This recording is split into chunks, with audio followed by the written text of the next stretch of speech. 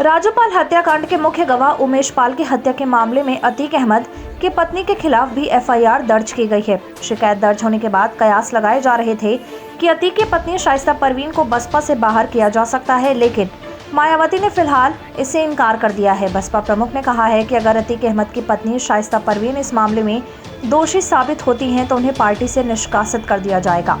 मायावती ने ट्वीट कर कहा, प्रयागराज में राजूपाल की वर्षों पहले हुई हत्या के मुकदमे का अहम गवाह अधिवक्ता उमेश पाल व उनके गनर की हत्या के मामले में अतीक अहमद के लड़के एवं उनकी पत्नी के ऊपर एफआईआर दर्ज किए जाने की भी सूचना प्रकाशित हुई है। बीएसपी ने इसका गंभीरता से संज्ञान लेते हुए यह निर्णय लिया है कि इस मामले की चल रही जांच में इनके दोषी साबित होते ही फिर शाइस्ता परवीन पत्नी अतीक अहमद को पार्टी से जरूर निष्कासित कर दिया जाएगा। उन्होंने आगे कहा, यह बात भी सर्वविदित है कि अतीक अहमद समाजवादी पार्टी का ही प्रोडक्ट है, जिस पार्टी से वह एमपी व एमएलए आदि भी रहा है, तथा अब राजूपाल की पत्नी भी बीएसपी से सपा में चली गई हैं, जिस पार्टी को वह मुख्य दोषी ठहराती थी। इसकी आड़ में कोई भी राजनीति करना ठीक नहीं। यह भी विदित है कि किसी भी अपराध की सजा बीएसपी द्वारा उनके परिवार व समाज के किसी भी निर्दोष व्यक्ति को नहीं दी जाती है, किंतु यह भी सच है कि पार्टी किसी भी जाति व धर्म के आपराधिक तत्व को बढ़ावा भी नहीं देती है।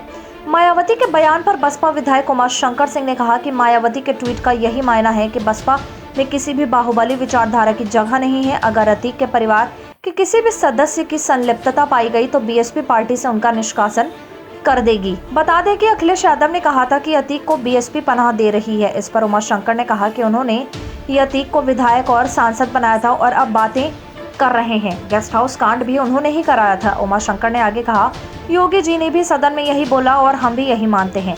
पार्टी जांच पूरी होने का इंतजार करेगी, इसके बाद निर्णय लिया जाएगा।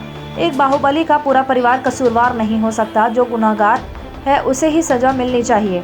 दरअसल उमेश पाल प्रयागराज के धूमनगंज इलाके के रहने वाले थे और वहीं से पढ़ाई की थी। ग्रेजुएशन करने के बाद वकालत भी की। मौजूदा समय में वकालत करने के साथ साथ जमीन के कारोबार का काम भी कर रहे थे। इसी जमीन के कारोबार के चलते एक समय पूजा पाल और उमेश पाल के रिश्ते में खटास भी आई थी।